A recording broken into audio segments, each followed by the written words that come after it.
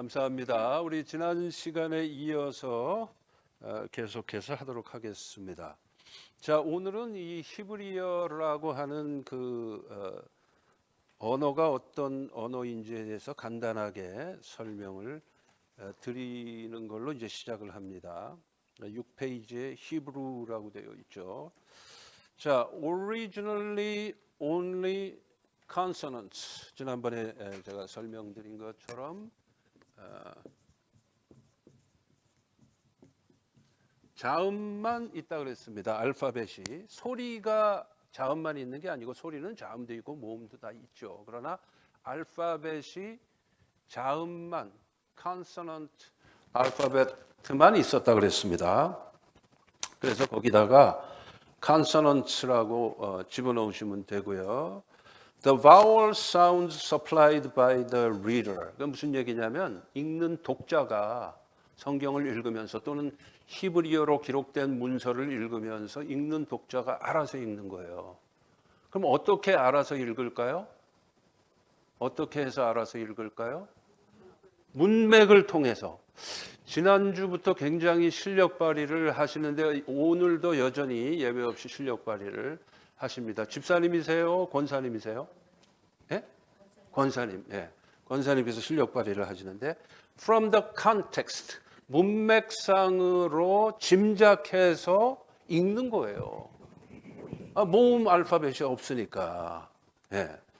그리고 그 밑에 줄을 보면은 written vowels 또는 vowel points라고 하는데, 그러니까 이제 모음의 알파벳은 which appear in printed Hebrew Bibles were added shortly after AD 500 이렇게 되어 있어요. 누구에 의해서 모음 알파벳이 만들어졌다 그랬죠? 마소라 학파. 그러니까 AD 500 by the Masoretes. 영어로 마소라 학파를 영어로 Masoretes라고 그래요. 네. 그 Masoretes에 의해서 이제 모음 알파벳이 만들어지는 거예요. 주후 500년 경에. 그러니까 지금부터 약 1500년 전쯤까지 해서 이제 만들어진 거죠. 정확하게 언제인지는 몰라요. 그러나 대략 추정하기를 그렇다. 그 얘기입니다. 그래서 who stabilized the pronunciation of biblical Hebrew as they understood it. 이게 무슨 얘기냐면 이게 굉장히 중요한 거예요. 자, 자음만 있는 그 성경 구절을 자음으로만 있는 성경 구절에다가 특정한 모음을 발음을 해가지고 거기다가 모음 표시를 다 해버렸단 말이죠. 그렇게 되면 어떻게 되느냐? 그 문장의 뜻이 픽스 되죠. 고정돼 버리죠. 그러니까 상황에 따라서 이렇게 읽을 수도 있고 저렇게 읽을 수도 있는데 읽는 모음이 발음이 달라지면 뜻도 달라지는데 이 마소라 학파 사람들이 거기다가 바울 포인트를 다 찍어놨다는 얘기는 자기들이 이해하는 바로 성경 말씀을 해석을 했다는 뜻이 되는 겁니다. 이해하시죠?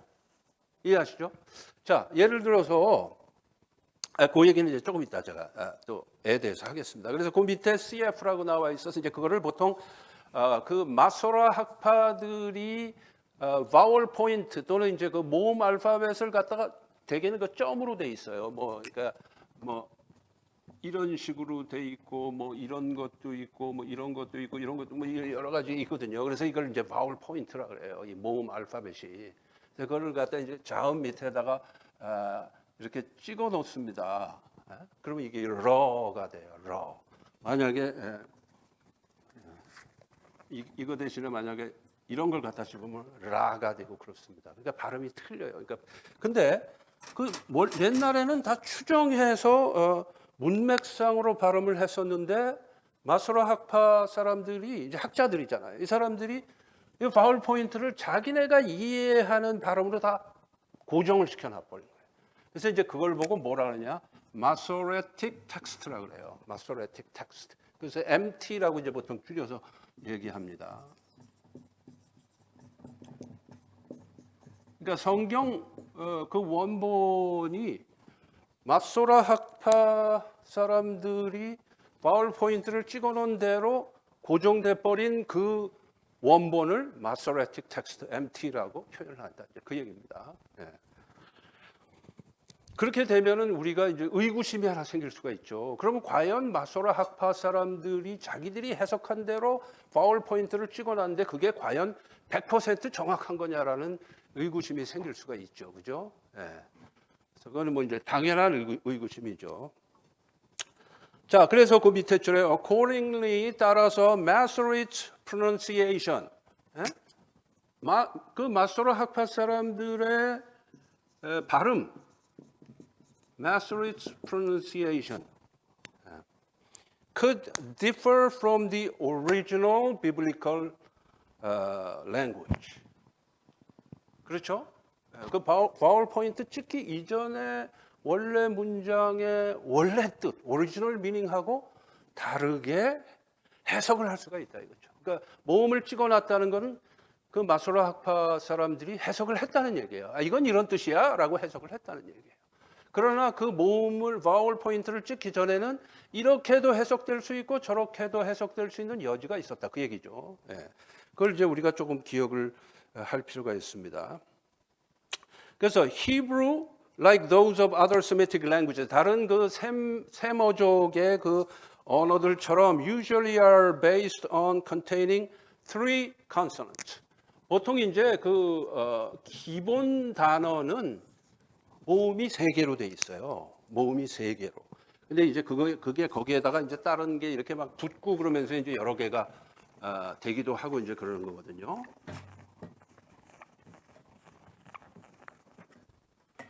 그러면 예를 들어서 만약에 어떤 단어가 MLK다 이게 MLK. 예? 영어식으로 했을 때 이제 MLK다. 그러면은 여기다가 MLK에다가 E 사운드를 중간에 집어넣습니다. 그럼 어떻게 발음하면 될까요? 멜렉. 멜렉이 뭐냐? 왕이라는 뜻이에요. 킹이에요. 킹. 멜렉 하면은 킹이 돼. 근데 킹이라는 단어는 굉장히 중요하잖아요. 그죠? 구약에 보면 왕들이 얼마나 많이 나옵니까? 다윗 왕부터 시작해갖고 왕들이 많이 나오거든. 그러니까 멜렉이라는 단어는 굉장히 중요합니다. 여러분 룻기를 읽어보면은 룻기의 주인공은 룻이지만은 룻의 시아버지, 룻의 남편의 아버지 이름이 뭔지 기억나세요 혹시? 엘리멜렉. 실력자가 또 한 분 계시네. 엘리멜렉. 예? 엘리멜렉이거든. 그럼 멜렉은 킹이고 엘리는 뭐죠? 하나님. 엘로힘에서 나온 거. 이거 엘리는 엘로힘에서 나온 거거든요. 하나님. 그럼 엘리멜렉은 무슨 뜻일까요? 하나님은 나의 왕이시다 그런 뜻이에요. God is my king 이런 뜻이야 엘리멜렉이. 그러니까 그 엘리멜렉이 아들이 둘이 있었잖아요, 그죠? 그랬는데 고향이 베들레헴인데 흉년을 피하고 모압 땅으로 잠시 일시적으로 이민을 가죠. 모압 땅으로 이민을 갔다가 거기서 어떻게 됩니까? 엘리멜렉의 부인이 누구예요? 나오미인데 거기서 엘리멜렉이 죽고 그리고 엘리멜렉의 두 아들 말론과 기련인데 말론과 기련도 다 죽고 그리고 나서 과부인 나오미 밑에 과부 며느리 둘이 남게 됐잖아요. 그죠? 그래갖고 이제 스토리가 시작되는 거 아닙니까? 그죠? 네, 나중에 기회 되면 제가 그때 가서 또 설명을 드리기로 하고요. 그래서 그 이 멜렉이라는 단어는 사람 이름에도 많이 나와. 엘리멜렉, 뭐 아비멜렉. 아비멜렉은 무슨 뜻일까요? 아비멜렉. My father is king. 그런 뜻이 아비멜렉. 아비는 아바 하고 다 같은 그 데서 나온 거예요. 아비 한국말 아비하고 똑같은 뜻이에요. 아비멜렉, 엘리멜렉. 이제 그러니까 이 멜렉이 그 자음 3개로 이루어져 있어요. 그런데 이 MLK가 만약에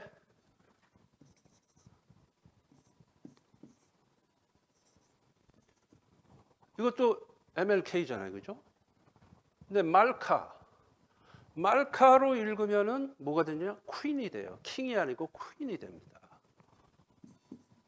퀸이 돼. 그러면 이게 읽는 거에 따라서 퀸으로도 읽을 수도 있고 킹으로도 읽을 수 있는 여지가 있죠. 모음이 없을 때, 모음 알파벳이 없을 때. 그렇죠? 네. 그런데 만약에 말락 하고 읽으면 he ruled 이런 뜻이 돼요. 그가 통치했다, 다스렸다 이런 뜻이. 말락하면. 그리고 이제 참고로 말쿠트 하면은 이건 이제 rulership 통치라는 뜻이 됩니다. 그럼 이거는 이제 자음이 4개가 되죠. 4개가 되죠. 그죠? 근데 옛날에는 그 종이가 뭐라 그랬습니까? 파피루스. 그러니까 파피루스에다가 짐승의 피를 이제 잉크로 원시시대 때는 사용을 하고요. 나중에는 주로 이제 나중에 나오지만은 잉크를 어떤 걸 잉크로 썼냐면 올리브 램프, 그러니까 한국식으로 하면 호롱불을 이제 키면은 거기서 끓음이 생깁니다. 올리브 기름이 타다가 거기서 생기는 끓음을 잉크로 썼어요. 그래서 갈대 끝에다가 찍어가지고 썼습니다. 네? 그렇기 때문에 시간이 지나면 어떻게 되느냐? 그 팔레스타인은 습도가 높아요. 그렇기 때문에 이게 지워질 수가 있어요. 그리고 파피루스가 꺾이다 보면은 마모돼서 글자 자체가 마모돼서 없어질 수도 있어요. 근데 만약에 말쿠트라고 생각을 하고 룰러십이라는 뜻으로 어떤 문서를 썼어요. 그러면 이렇게 되겠죠. 그랬는데 예를 들어서 이 부분이 꺾여가지고 이 지워졌다 이거야. 그럼 원래는 말쿠트의 뜻이었는데 문서를 읽는 사람이 이게 흐리흐리해서 지워졌다. 그러면 멜렉으로 읽을 수도 있고 말카로도 읽을 수 있다 이 말이죠. 아시죠? 그런 현상이 생길 수 있다. 그런 가능성이 있다라는 것을 제가 설명을 드립니다. 그리고 이제 뭐 맘라카 그러면 이제 킹덤이라는 뜻이에요. 이제 그런 현상이 생길 수 있다. 그럼 좀 더 여러분들이 쉽게 이해하실 수 있도록 한 가지만 우리가 더 한번 연습을 해본다면은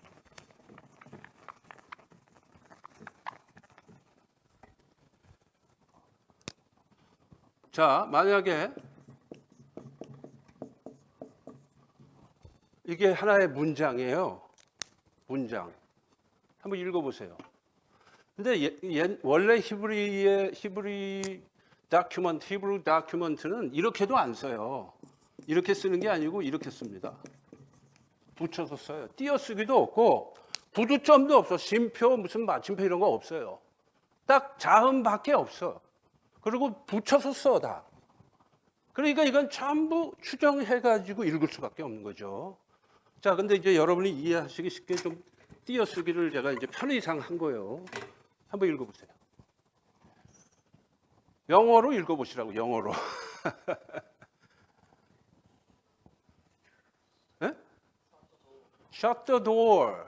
문 닫아라 이거야. Shut the door. 또 Shut the door만 될까요? 또 뭐가 될까요? 우리 저 뒤에 청년들 중에서 Shut the door도 될 수 있고 Shoot the deer. Shoot the deer도 될 수 있잖아요. 그렇죠? 네? 그럼 그 2개만 될까요? Shoot the door도 되겠지. 문을 관역 삼아서 화살을 쏠 수도 있잖아요. 그죠? Shoot the door도 될 수 있고. 그렇죠? 여러 가지 현상이 나타날 수 있다. 네? 그러니까 상황에 따라서 이게 근데 이제 요거만 있는 게 아니고 이전에도 문장이 있고 이후에도 문장이 있으니까 전체 흐름이 있잖아요. 그게 이제 소위 말해서 문맥이죠. 컨텍스트. 네? 그 컨텍스트를 보고 이거는 shoot the deer이로구나. 그렇게 추정을 하는 거죠. 그런데 상황에 따라서는 이쪽으로 해도 해석이 되고 저쪽으로도 해석이 되는 경우가 생길 수가 있죠. 그게 이제 모음이 없었던 히브리 다큐먼트의 난해한 점입니다. 근데 그거는 히브리어만 그런 게 아니고 아랍어도 마찬가지고 옛날 소위 세미틱 랭귀지는 처음엔 다 그랬어요. 네, 다 그랬습니다. 네. 만약에 뭐 여러분들 보신 적이 있으신지 모르겠는데 거기다가 띄어쓰기까지 없었다니까? 네?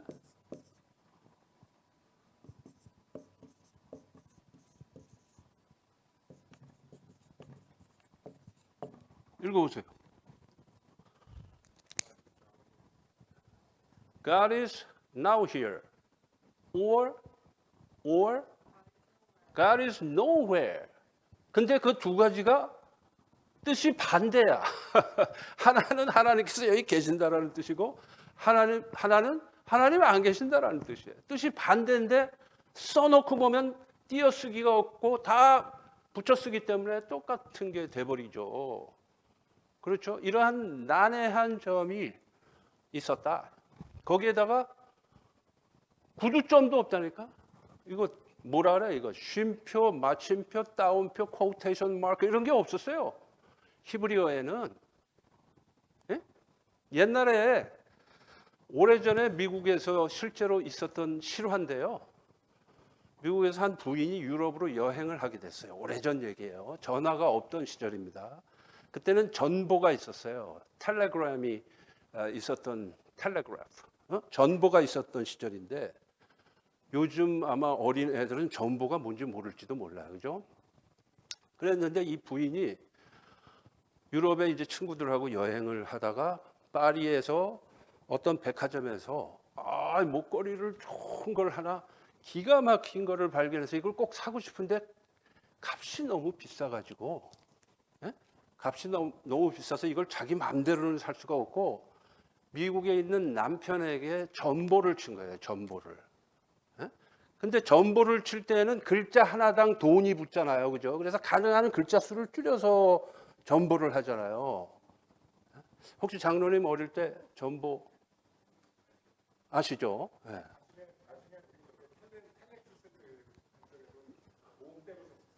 네, 그랬군요. 예, 예, 예.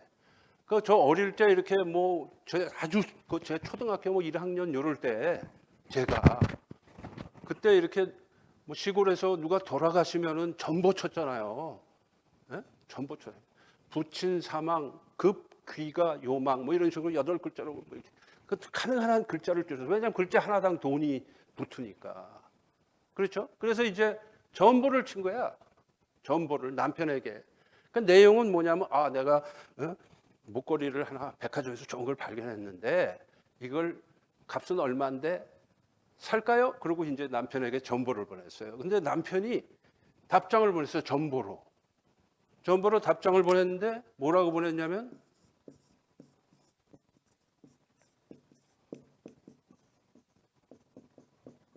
이게 이제 남편이 보낸 전보의 내용이었어요. 그러니까 뭐예요? No price too high. 그러니까 무슨 얘기예요? 아니 값이 얼마든지 무조건 사 그 얘기잖아요. 그죠? No price too high means any price is no problem. You could buy it. 그런 뜻이잖아요. 그래서 이거를 부인이 딱 전보를 받고 너무 기분이 좋아갖고 야 역시 우리 남편은 최고야. 나를 이렇게 끔찍하게 사랑하는구만.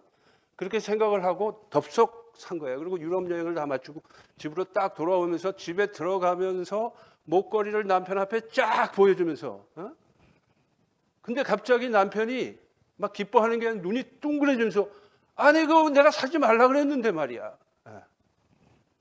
그러니까 아니 당신이 이거 전부 보낸 거 여기 있지 않냐고 딱 보여주니까 no price too high 이렇게 돼 있어요. 근데 남편의 원래 메시지는 뭐였을까요? No. 요거였거든. No. price too high. 그러니까 사지 말라는 얘기인데 가격에 구애받지 말고 사라 이런 메시지가 됐잖아요. 이유는 뭐예요? 뭐 때문에? 요거 하나 때문에. 카마 하나 때문에 뜻이 정반대의 뜻이 돼버렸죠. 무슨 얘기야? 그러면서 남편이 자기가 전보 친 거를 증거로 딱 보여주는데 요게 있었던 거야. 그러면 어디서 미스테이크가 발생한 걸까요? 전신국 직원의 실수로 이거를 빠뜨린 거예요. 전신국 직원이.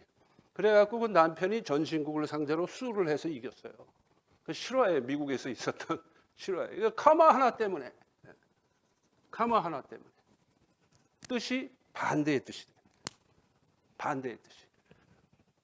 이 띄어쓰기가 없었기 때문에 상황에 따라서 뜻이 반대가 될 수도 있는 그런 일이 발생을 한다라는 거죠. 자, 그래서 그런 그 three consonants 다음에 다음에 different pronunciations make different meaning. different meaning 그렇게 쓰시면 돼요. 자, 그 다음에 3번으로 넘어가서 Aramaic, 아람어입니다. Aramaic이라는 랭귀지에 대해서 이제 잠깐 우리가 이해를 할 필요가 있는데 첫 번째 줄에는 Assyrian Empire, Assyrian Empire예요. 아수르 제국. Assyrian Empire adopted Aramaic as the official language of diplomacy and commerce.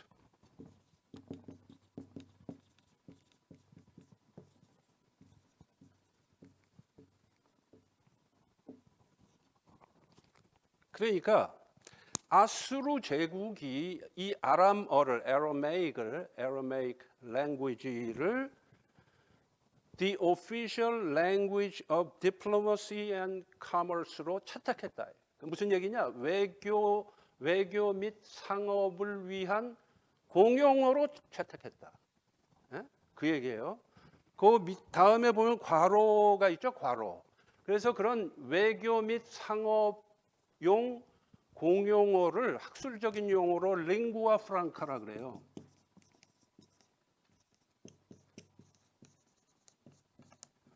링구아 프랑카.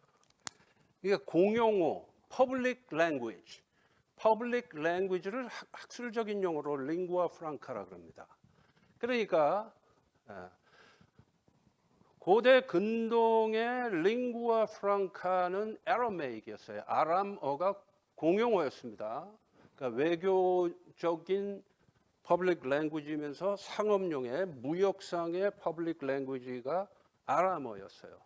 그러다가 나중에 지난번에 얘기한 것처럼 알렉산더 대왕이 알렉산더 대왕이 지중해 연안을 통일하면서 헬레니스틱 엠파이어 또는 그릭 엠파이어를 만들잖아요. 헬라 제국을 만들죠.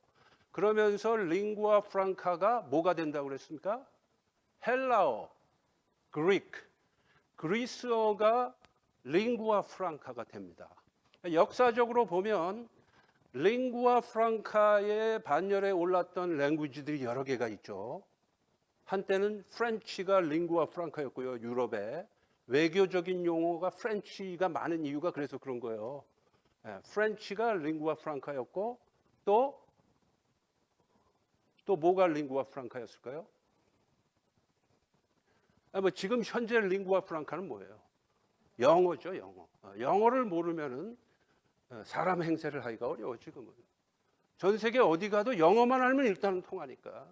그러니까 지금은 완전히 전 세계 링구아 프랑카는 영어입니다. 영어 다음으로 많이 쓰이는 랭귀지가 뭘까요? 미국에서는 영어 다음이 스페니쉬죠. 미국에는 스페니쉬 피플이 60 밀리언이에요. 미국에 살고 있는 남미 출신 사람들 또는 그 자녀들이 60 밀리언이 살아요. 우리 대한민국 인구보다 많습니다. 그러니까 스페니쉬가 굉장히 중요해요. 그래서 만약에 여러분들께서 외국어를 하나 내가 한번 배워봐야 되겠다 그러면 스페니쉬를 배우는 게 제일 유리하죠. 스페니쉬를 뭐 비즈니스를 하시든 뭘 하시든 스페니쉬 배우는 게 제일 유리해요. 그래서 제가 몇 년 전에 한번 그 스페니쉬를 좀 배웠어요. 클래스도 가서 좀 듣고 혼자서 집에서 그 문법책 그 인터미디어까지 다 끝냈습니다. 독학으로. 그리고 나서 내가 지금부터 이제 보캐뷸러리를 늘려야 되니까 하고 돈키호테 소설을 제가 구입을 했어요. 읽으려고 그랬는데 너무 어려워. 이거 옛날에 쓴 거라. 세르반테스의 돈키호테를 사서 읽는데 너무 어려워. 그래서 이제 그거보다 한 급 낮춰서 좀 쉬운 소설 하나 사서 이제 사전 찾아가면서 독해력을 늘려보려고 하는데 그것도 어렵더라고요. 그래서 초등학교 애들 보는 동화책 같은 거를 이제 사다가 읽으니까 그때부터는 좀 읽어지고 그런 적이 있어요. 근데 랭귀지를 배우면은요, 연세 드신 분들은 치매 예방에 아주 좋아요. 외국어를 배우면 치매 예방에 아주 좋습니다. 그래서 왜냐하면 이게 브레인을 자꾸 쓰기 때문에 랭귀지를. 그래갖고 스페니쉬를 제 나름대로 이제 막 이렇게 한 1년 정도 제가 시간을 투자해서 이렇게 해보니까 조금씩 되기 시작하더라고요. 그래서 맥도날드 가면은 이제 스페니쉬 사람들이 대부분 일하잖아요, 요즘에. 그래서 스페니쉬로 인사하고 스페니쉬로 주문하고. 그러면요, 완전히 친절해집니다. 완전히 친절해집니다. 금방 친구가 돼요. 그래갖고 여기 저기 어디죠? 여기 해켄색입니까? 리버라이즈입니까? 거기 저 태국 타이 레스토랑 저기 있는데 맥도날드 하나 있잖아요. 그린 파파야 있는데 맥도날드 하나 있잖아요. 거기를 우리 젊은 분들은 다 아시는 것 같은데 한 번도 안 가보셨네. 그린 파파야. 거기 맥도날드 있는데 거기 가서 항상 제가 스페니쉬로 주문했어요. 되든 안 되든. 그래갖고 예를 들어서 블랙 커피 하면 카페 네그로. 그럼 만약에 디캐프 블랙 커피, 카페 네그로 데스카페나도. 그러면 이제 그게 블랙 디캐프 커피거든요. 그러니까 그런 식으로 하면은요, 거기 있는 사람들이 갑자기 놀래요. 코리안이 막 스페니쉬로 막 주문을 하니까. 그럼 금방 친해져요, 그 사람들하고. 그래 한 번은 제가 점심을 그 근처에서 먹고, 그린 파파에서 점심을 먹고 이제 우리 후배 목사님 한 사람하고 맥도날드에서 커피를 마시려고 하는데 몇 년 전이에요. 줄이 굉장히 긴 거예요. 줄이. 그 줄 뒤에 서가지고 커피 주문하려고 기다리는데 저를 알아보고 저한테 오더니 Can I help you? 그런 거예요. 그래서 내가 지금 커피 사려고 기다리고 있다. 저한테 먼저 커피를 갖다 주는 거야. 제가 요청도 안 했는데 그런 일이 발생을 합니다. 랭귀지라는 건 사람 마음 문을 열거든요. 한번 그 새로운 랭귀지 한번 도전을 해보세요. 그러면 삶의 활력도 생기고 치매 예방에도 좋고 여러 가지로 좋아요. 그래서 지금 현재 링구아 프랑카는 영어가 물론 당연히 압도적인 링구아 프랑카고 궁극적으로 이제 잉글리시하고 차이니즈가 코-링구아 프랑카가 되겠죠. 그리고 거기에 이제 우리가 더 배운다면 스페니쉬. 그리고 이제 뭐 자파니즈, 러시안 뭐 이런 게 이제 중요한 랭귀지가 되겠죠. 어쨌든 세계적으로 쓰일. 근데 코리안도 지금 꽤 많이 지금 파표를 해주고 있어요. 아시잖아요, 코리안도. 근데 코리안이 링구아 프랑카가 될 가능성은 별로 없지만 그래도 중요한 important language 중에 하나가 될 가능성은 좀 있죠. 한국의 국력이 점점 커지니까. 그래서 Assyrian Empire adopted it as the official language of diplomacy and commerce, lingua franca, in the middle of the 8th century BC예요. 주전 8세기경에 아수르 제국이 아라메익을 링구아 프랑카로 채택했다. 공용으로 채택했다. 그 얘기고 What is the lingua franca of the digital society? English다 이거죠. 그 다음에 During the heyday of the Persian Empire, 페르시아 제국, Persian Empire.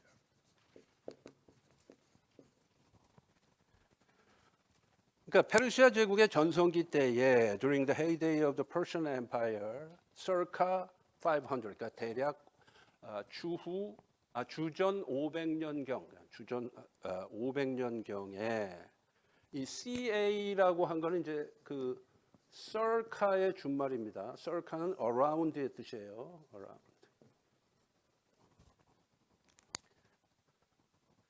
그러니까 주전 500년경에 페르시아 제국의 전성기 때에 it was the first or the second language of the nearest. 고대 근동의 첫 번째 랭귀지 아니면 두 번째 랭귀지였다. 그 얘기고 Greek of the Hellenistic Empire of Alexander supplanted it only partially and gradually. 그러니까 나중에 이제 알렉산더 대왕이 지중해 연안을 통일해서 헬라 제국을 형성했을 때에도 아람어가 중동 지방에서는 공용어로 사용되고 있었기 때문에 강제로 못 쓰게 하지는 않았다 이거예요. 헬라어하고 아람어가 그 팔레스타인 지역에서는 같이 코울링구아 프랑카로 사용됐다 그 얘기죠. 그래서 서서히 아람어를 못 쓰게 했고 했지 한꺼번에 일시적으로 아람어를 못 쓰게 하고 헬라어 무조건 써라 그렇게 안 했다 얘기예요. 그러니까 알렉산더 대왕은 그 융합 정책을 했고 문화적인 포용 정책을 펼쳤기 때문에 그렇습니다. 그래서 아람어는 오랫동안 고대 근동의 링구아 프랑카였습니다. 그래서 그 다음 줄에 Jesus and most anti-authors, 그러니까 예수님과 대부분의 신약 성경의 저자들, anti-authors, used it as their native tongue. 그러니까 제가 지난번에 설명했죠. 예수님께서 뭐 산상 설교를 하셨다. 그걸 아람어로 설교하신 거예요. 예수님께서 뭘 가르치셨다. 아람어로 가르치신 거예요.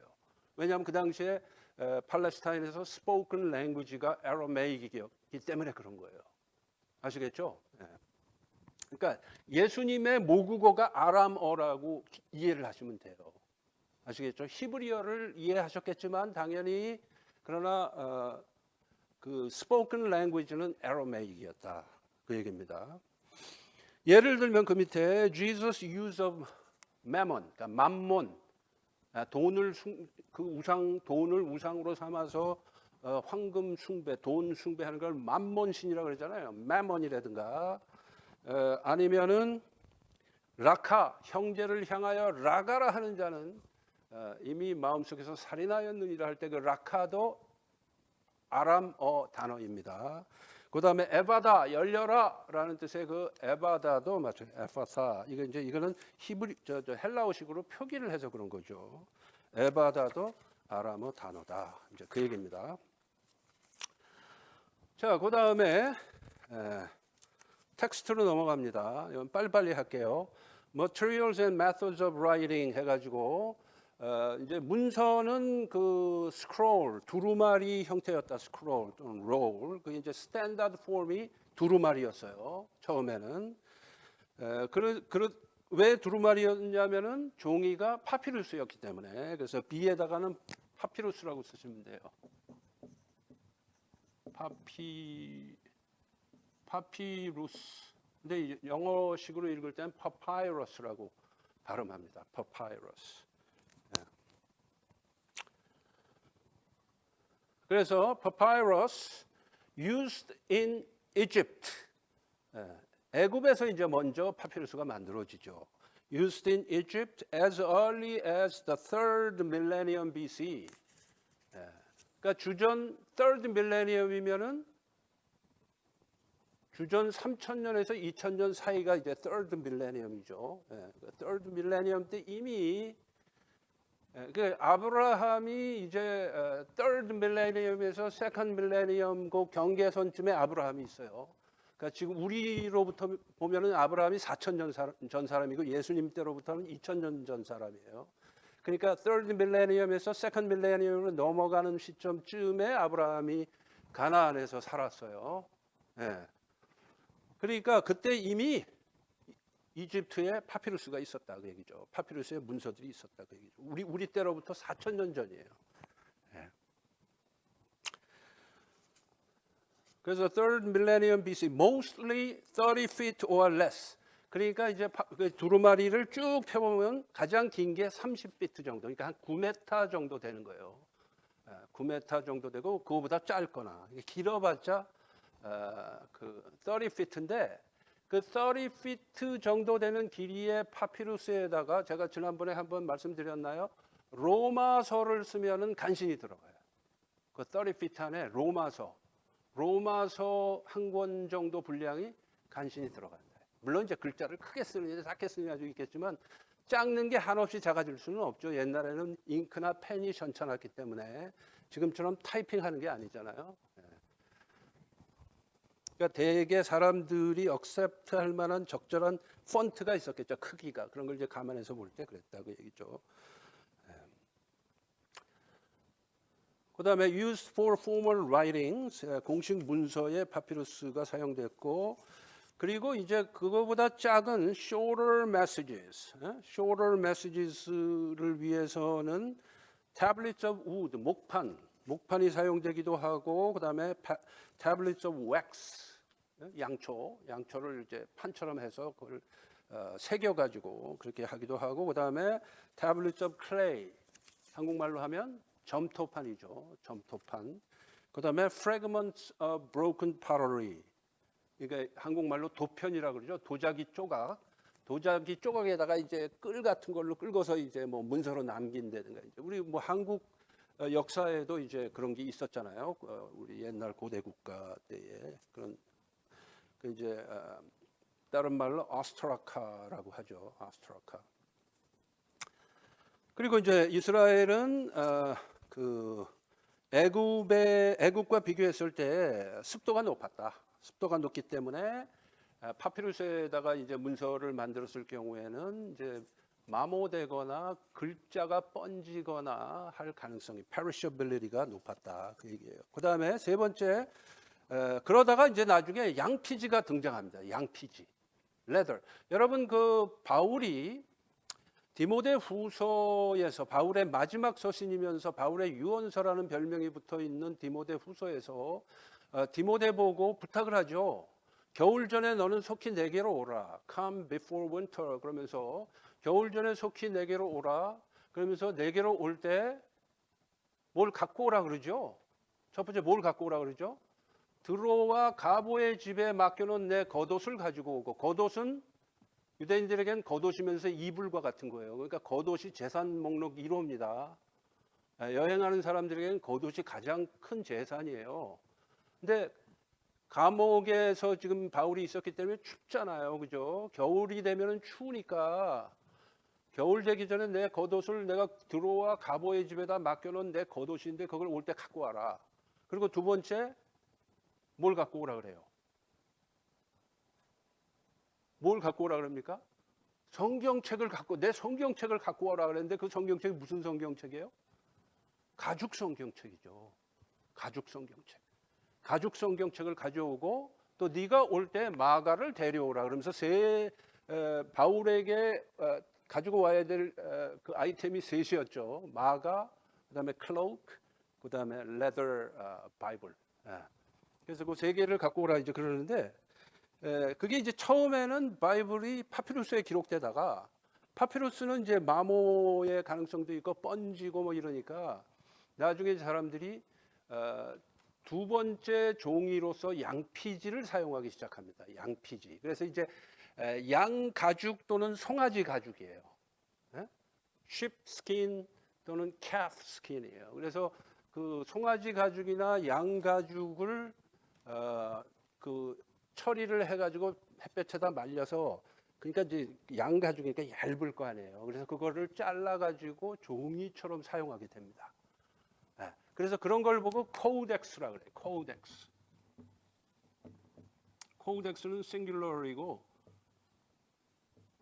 플루럴로는 코디시스 이렇게 합니다. 그러니까 코덱스가 됐을 때부터는 지금 현재 우리가 가지고 있는 북 폼으로 바뀌어요. 두루마리에서 양피지를 쓸 때부터는 이제 딱 직사각형 형태로 잘라가지고 같은 크기 잘라서 책처럼 묶어서 썼습니다. 그래서 그걸 보고 이제 코덱스라 그래요. 그래서 레더 옆에 가로에다가 코덱스라고 쓰시면 됩니다. 그래서 그러면 어떻게 되느냐? 두루마리는 둘둘 말기 때문에 아무래도 부피가 커지겠죠. 부피가 커지면은 그 캐리하기가 좀 불편하겠죠. 아무래도. 그런데 이제 북폼을 하면 이게 딱 부피가 작아지면서 컨덴스 돼가지고 많은 분량을 똑같은 공간에다가 사용할 수 있게 됐죠. 그래서 이제 책 형태로 바뀌게 됩니다. 그래서 transition from papyrus to leather took place in the late pre-Christian centuries. 그러니까 이제 예수님께서 오시기 pre-Christian centuries라는 거는 이제 보통 대략 우리 지난번에 아파크로파, 스디피그라파 같은 게 이제 만들어진 게 대략 주전 200년경에서 주 200년경 사이에 기록됐다 그랬잖아요. 이제 그때 정도를 얘기하는 거예요. Late pre-Christian centuries라는 건 이제 주전 100년, 200년 이때를 말하는 겁니다.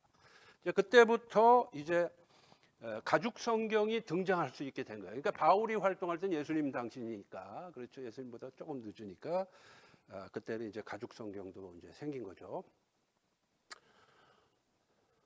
그래서 이제 그런 차이가 생겼다. 그래서 북폼으로서 코덱스 형태가 되면서 이제 스몰 볼륨이 됐고 easier in circulation.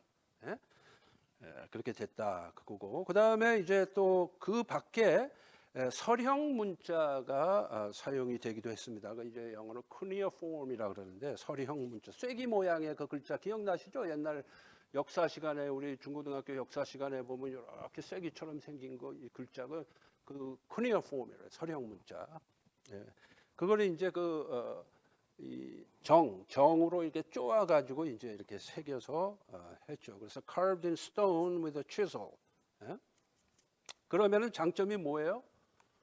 마모될 가능성이 현저히 낮죠. 이건 돌을 쪼아 갖고 새긴 거니까. 물론 그래도 시간이 지나면 마모가 돼요. 비바람이 치고 하면 뭐 광개토왕 그 호태왕비, 그 광개토대왕, 광개토태왕 비도 보면은 그 세월이 흐르니까 막 마모되고 그러는 게 저기 뭐 이렇게 다큐멘터리 같은데 보면 이제 나오는데 그런 것도 마모는 되죠. 그러나 훨씬 오래 가죠. 파피루스나 뭐 코덱스보다는.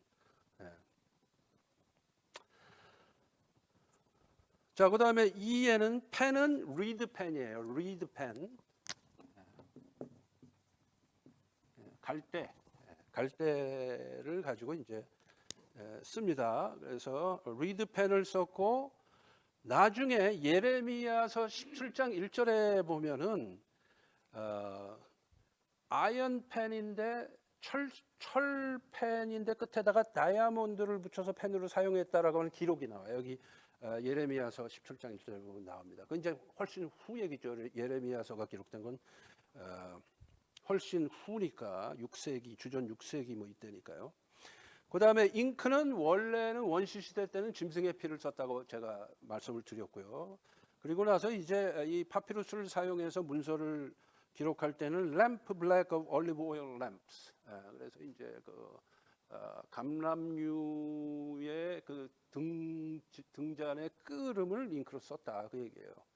그리고 이제 나중에는 메탈릭 파워즈, 그러니까 이제 금속 가루 같은 거를 이제 뭐 기름에다가 개서 쓴다든가 이제 이런 게 있었고요. 그리고 나서 그 후에 이제 non metallic 잉크가 등장을 하는데 예를 들면 쿰란 스크롤, 우리가 소위 말하는 사해사본 있죠, 사해사본. 사해사본은 non metallic 잉크로 썼다는 게 이제 확인이 됐죠. 그래서 이제 그런 재료들이 잉크로 사용됐었다 그 얘기고요. 자, 이거 계속 재미없는 내용만 계속해서 죄송합니다. 이제 요게 다 끝나면 그 다음에 조금 재밌어집니다. 예. 근데 이런 것도 여러분이 이제 좀 상식적으로 알고 계시면 나중에 성경을 이해하는데 좀 도움이 될 거예요. 자, 그 다음에 number 2, problems in copying. 그런데 이제 옛날에는 뭐 인쇄술이 발달됐던 것도 아니고 이제 문서가 하나 있으면 그 문서를 카피하려면 한 사람이 읽어주고 그거를 여러 사람이 앉아서 받아 쓰는 거거든요. 받아 쓰다 보면은 정확하게 카피가 안 될 수 있는 소지가 생기고 또는 먼저 사람이 쓴 문서를 보고 눈으로 읽으면서 또 새로운 파피루스에다가 카피를 하기도 합니다. 이제 그러다 보면 여러 가지 사건이 발생을 할 수가 있습니다. 예를 들어서 자 A에다가는 square alphabet이라고 쓰시면 돼요. square.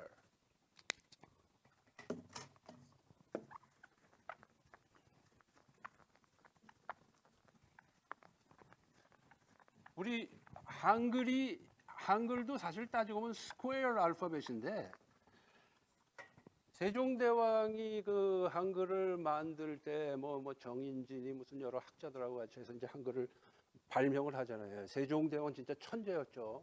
알파벳을 발명할 정도니까. 그런 걸 생각한다는 것 자체가 정말 천재가 아니고는 할 수가 없죠. 근데 이 스퀘어 알파벳식으로 했잖아요, 한글이. 근데 그 이유가 여러분 아시죠?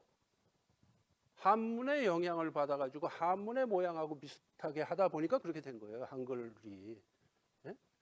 그래서 만약에 영어식으로 모음하고 자음을 이렇게 풀어서 했었더라면 한글이 훨씬 더 사람들에게 쉽게 더 다가갈 수 있었을 것이다. 그렇게 주장하는 언어학자들도 있죠. 근데 뭐 밑에다 붙이고 뭐 옆에다 붙이고 이러다 보니까 좀 복잡해지긴 했지만 만약에 그냥 쭉 영어식으로 나열해서 썼으면 훨씬 배우기 쉽겠죠. 외국인들이 배울 때.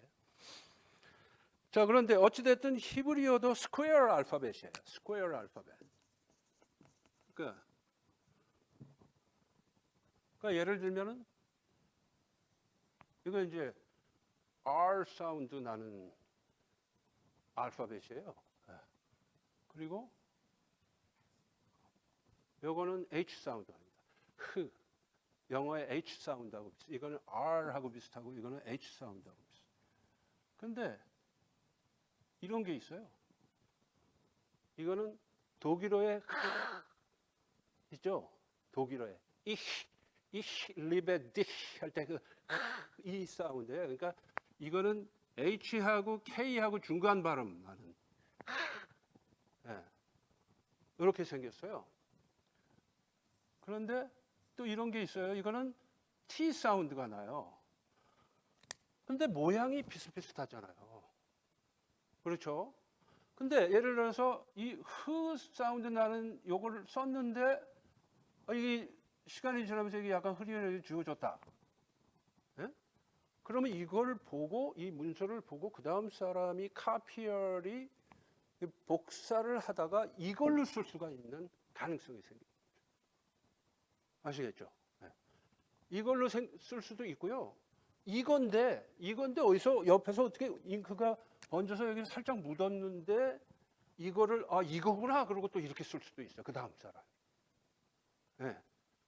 그런 이제 가능성을 갖고 있는 거죠. 모양이 비슷비슷하다 보니까.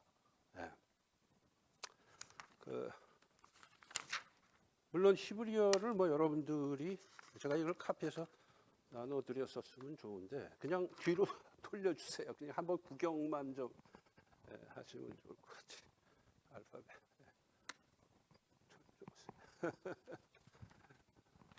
이렇게 해서 이렇게 한번.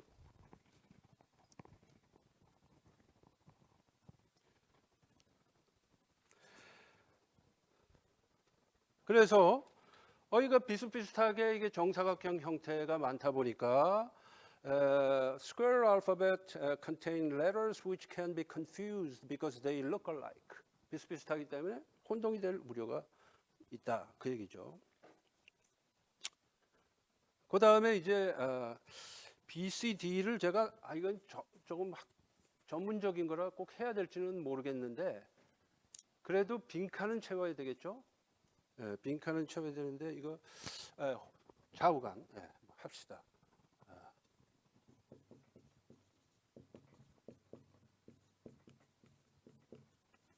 그 다음 줄에는 호미오텔루톤이라고 쓰시면 됩니다. 호미오텔루톤. 호미오텔루톤은 이제 similar ending 이런 뜻이에요. similar ending.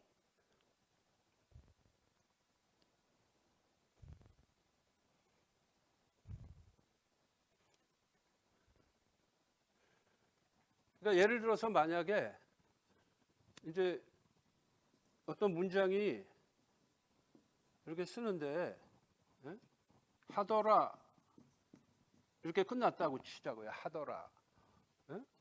근데 그 다음 줄에는 또 뭐 하였더라 이렇게 끝났다고 칩시다.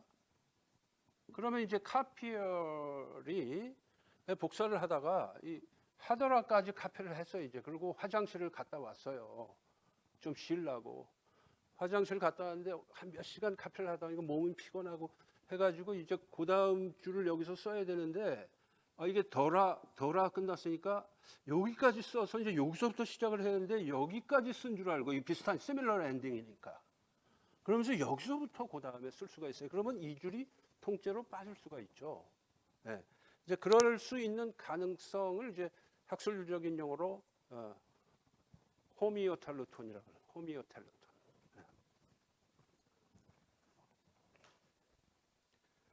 그 다음에 C에다가는 뭐를 쓰시면 되냐면 디토그래피. 디토그래피예요. 디토.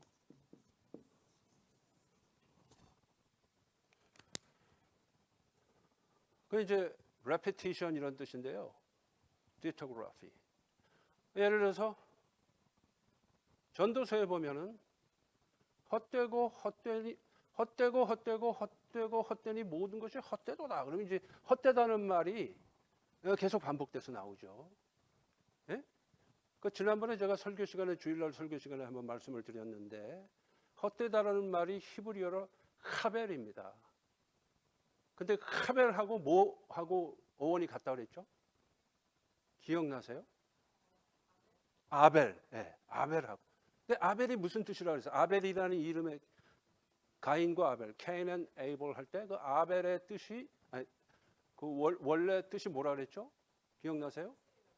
네, vapor, 수증기. 예?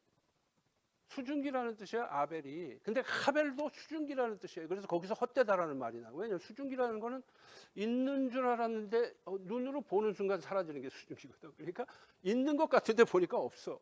이제 거기서 이제 헛되다라는 뜻이 이제 파생돼서 나온 거죠. 원래 vapor의 뜻인데. 근데 카벨도 그래요. 그러니까 이제 카벨하고 반복해서 나와요. 근데 히브리어 문법에서는 영어처럼 비교급 최상급이 없어요. 예? 그래서 그의 비교급이 뭐예요? good, better, 그 다음에 the best. good, better, the best. 그래서 비교급이 있고 최상급이 있잖아요, 문법적으로. 근데 히브리어에는 그게 없어. 비교급, 최상급 이런 게 없어요. 그러면은 예를 들어서 만약에 she's pretty, she's pretty 그랬는데 이 사람은 더 예뻐 그러려면 어떻게 해야 될까요? she's pretty and pretty 그래야 돼. 히브리어로는. 왜냐하면 비교급이 없으니까. she's pretty but she's pretty and pretty 그러면 이게 더 이쁘다는 뜻이야. 아시겠죠? 그럼 만약에 그 여자가 제일 이쁘다 그러려면 어떻게 돼? she's pretty and pretty 그러면 그게 제일 이쁘다는 뜻이에요. 그래서 거룩하다. 그러니까 여호와 하나님을 거룩하시다. 그 얘기는 무슨 뜻일까요? 거룩하다는 것의 단순한 반복이 아니고 무슨 뜻일까요? 하나님은 가장 거룩하시다라는 뜻이에요. 근데 우리가 시편 같은 걸 읽을 때 거룩 하고 나오면은 그거 그냥 반복에 의한 강조로 생각하기가 쉽잖아요. 그런 뜻이 아닙니다.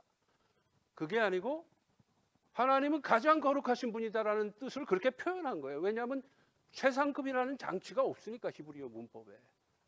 그러니까 헛되다라는 얘기 무슨 얘기입니까? 뜻이 뭐예요? 가장 헛된 것이다.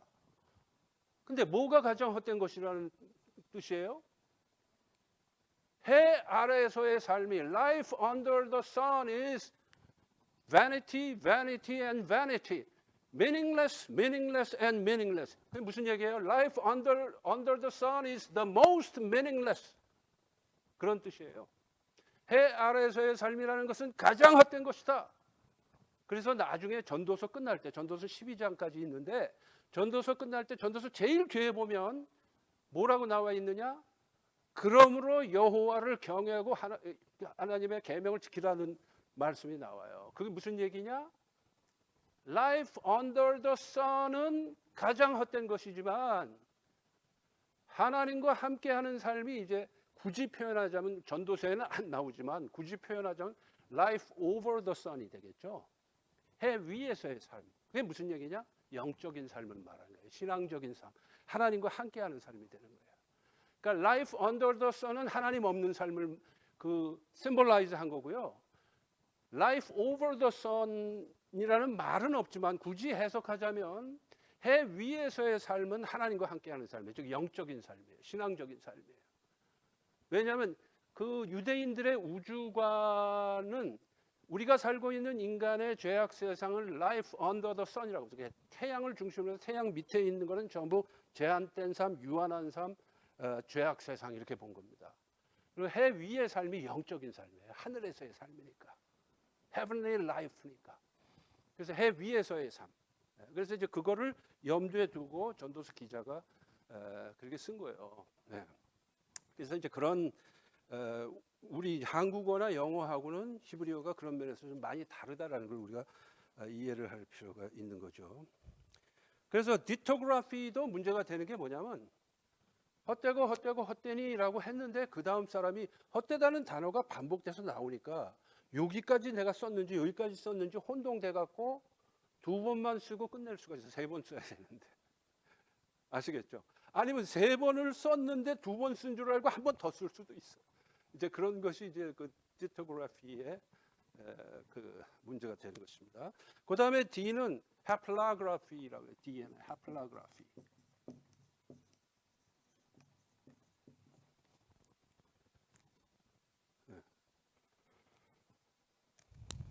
이거는 뭐냐면은 조금 전에 제가 설명한 그거예요. 그러니까 이제 본인은 두 번을 썼는데 세 번을 썼다라고 생각을 하고 한 번을 안 쓰고 지나가는 거예요. 빼먹고 지나가는 거예요. 하플라그래피. 빼먹고 지나가는 거예요.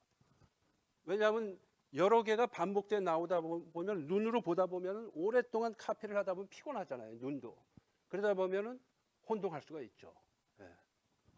여러분 그 바둑 두는 사람들이 하는 얘기인데요. 바둑은 바둑을 잘 두는 사람이 이기는 게 아니고요. 최고 수준으로 올라가면 바둑 실력은 거의 비슷하대요. 프로 기사들이.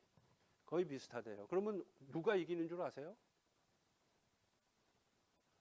나이가 젊은 사람들이 되게 이깁니다. 나이가 들면요. 체력이 감당이 안 돼서 집중해서 생각할 수 있는 능력이 떨어지면서 지는 거예요. 그래서 보통 한 20살 전후에서 막 우승하고 그러는 게 한 25살 넘어가면 벌써부터 실력이 줄기 시작해. 그게 바둑에 대한 판단력이 없는 게 아니고 체력이 딸려서 제한된 시간에 머리가 제대로 안 돌아가는 거야. 그 짧은 시간에. 그래서 지는 거거든요. 마찬가지다. 몸이 피곤하다 보면은 내가 여기까지 써야 되는데 3개를 써야 되는데 2개만 쓰고 3개 썼다고 혼동할 수가 있거든요. 그게 하플라그래피.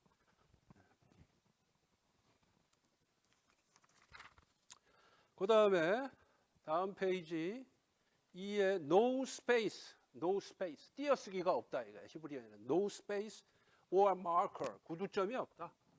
no space or marker.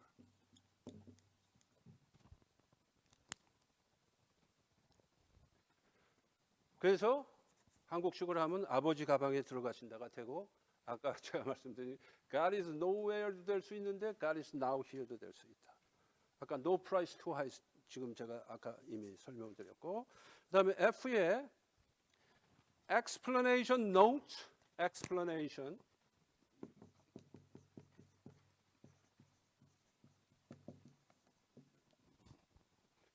explanation notes or other marginal comments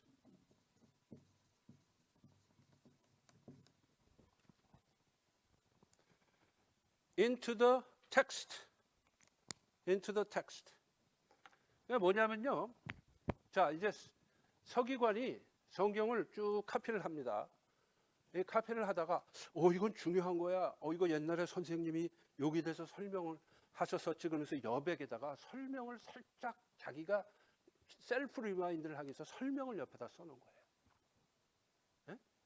그 자기만 읽기 위해서 자기 용으로 그 옆에다가 간단하게 설명을 하나 이렇게 단어 2개 정도로 이렇게 잊어먹지 않으려고 써놨는데 그 써놨다는 사실을 잊어먹고 그 다음 사람이 자기 거를 오리지널로 해서 또 카피를 하다가 이 전 사람이 이거 중간에 빠뜨려 먹었구만. 그 옆에다가 그냥 그 설명으로 써놓은 거를 이게 오리지널 텍스트 안에 있는 건 줄 알고 갖다가 집어넣을 수가 있어요. 네. 그런 경우도 카피를 하다 보면 발생합니다. 그 다음에 G는 textual omission.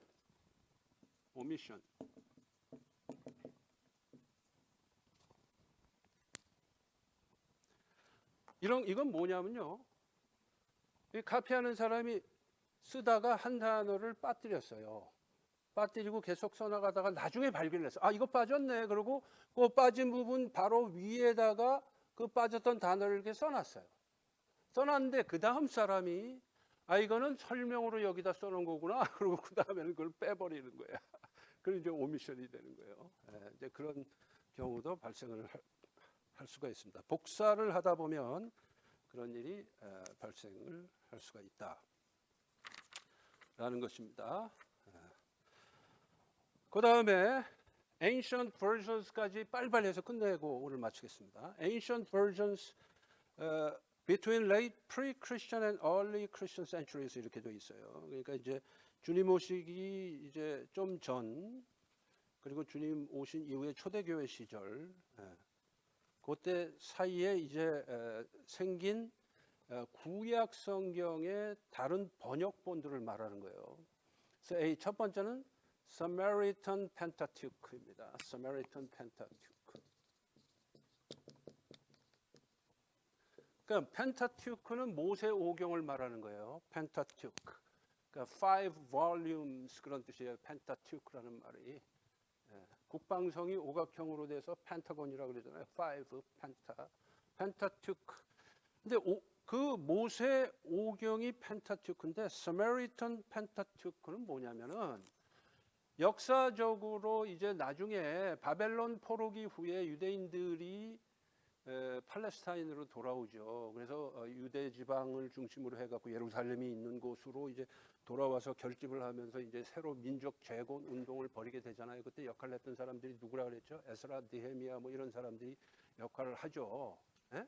그러면서 이 사람들은 계속해서 유대인으로서의 그 정통성을 강조를 하게 되는데 북쪽에 있었던 사마리아 지방이 옛날에 북왕국 이스라엘 사람들이 있었던 곳이거든요. 그리고 이제 포로 귀환 후로 돌아온 사람들은 예루살렘 쪽이니까 유다 왕국이 있었던 곳이고, 그러니까 그러면서 이제 유대인들하고 사마리아인들 사이에 하나의 서로 갈등이 생깁니다. 그러니까 사마리아인들도 자꾸 유대인들 쪽으로 편입을 하려고 하는데 이 사람들은 그 사이에 인종적으로 혼합이 되고 종교적으로 믹스가 돼요. 믹스가 되면서 본래 정통 유대교 신앙이 많이 변질이 됩니다. 그러다 보니까 유대인들이 인정을 안 하죠. 그래서 사마리아 사람들과 유대인들 사이에 갈등이 생기고 이제 그러잖아요. 네? 그거는 여러분들 대충 상식적으로 아시죠. 네. 그러다 보니까 유대인들은 성경을 해석할 때 유대인 중심으로 해석을 하니까 사마리아 사람들이 자존심이 있잖아요. 그러니까 이건 너무 유대인들이 자기네들 위주로 편파적으로 성경을 해석을 한다 이렇게 하고 자기네들 나름대로의 모세오경을 만듭니다. 그게 Samaritan Pentateuch예요. 그러다 보니까 학자들에겐 그게 좋은 자료가 돼요. 너무 유대인들 위주의 해석 말고 different voice를 보면서 비교해 가면서 진짜 뭐가 오리지널 텍스트의 뜻이 뭐였느냐를 갖다가 이제 추정할 때 Samaritan Pentateuch가 좋은 자료가 되죠.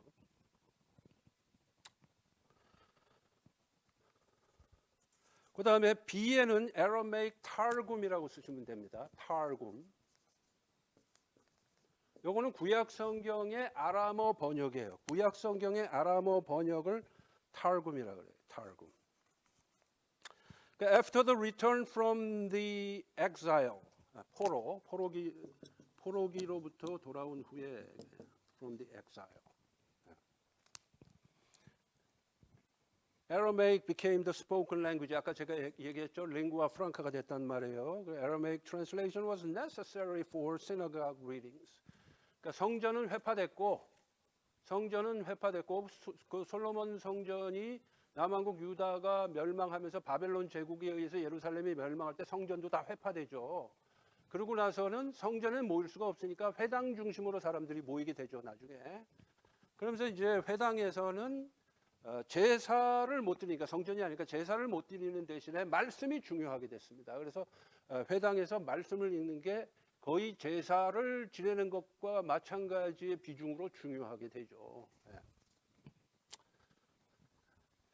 그런데 아람어가 링구아 프랑카가 됐으니까 아람어 번역이 필요하게 됐죠. 그래서 이제 타르굼이라는 번역이 생기게 된 겁니다. 그다음에 C는 지난 시간에도 얘기했던 septuagint입니다. septuagint.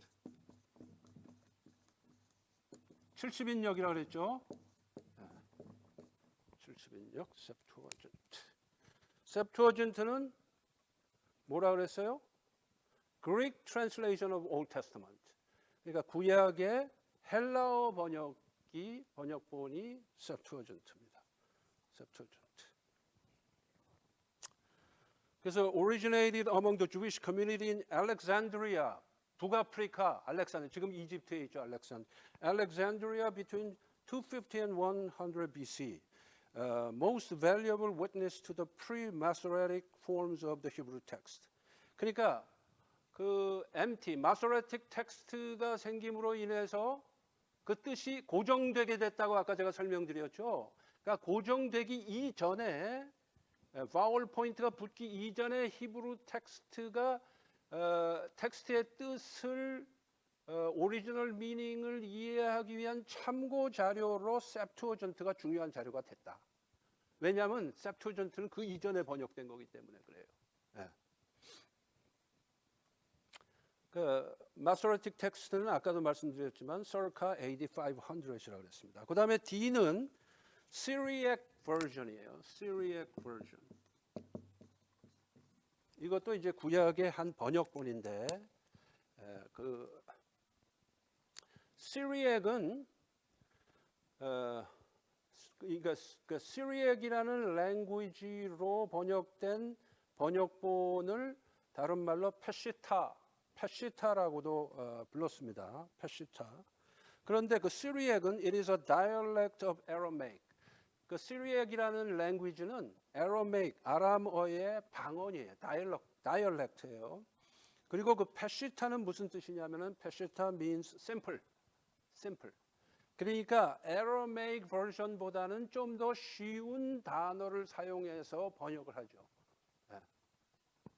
Syriac 버전은 그러니까 보통 서민들이 이해할 수 있는 단어를 사용해서 번역합니다. Syriac version. 그래서 그 밑에 translation for common people, 보통 사람들을 위한 translation이에요.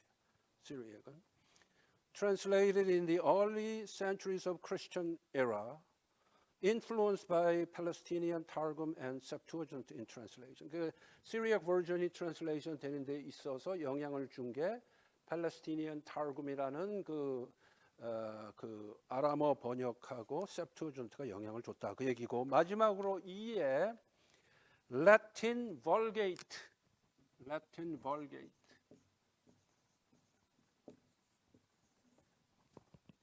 그러니까 Latin Vulgate는 구약의 라틴어 번역입니다. Latin Vulgate. 그 Vulgate라고 쓰시고 그 옆에 가로 안에 있는 블랭크에는 Vulgata라고 쓰시면 돼요. 라틴어로는 Vulgata예요. 근데 이 Vulgata 또는 Vulgate means common or popular 이런 뜻입니다. common or popular. 그런데 이 Latin Vulgate, 즉 구약 성경의 라틴어 번역은 누가 했느냐?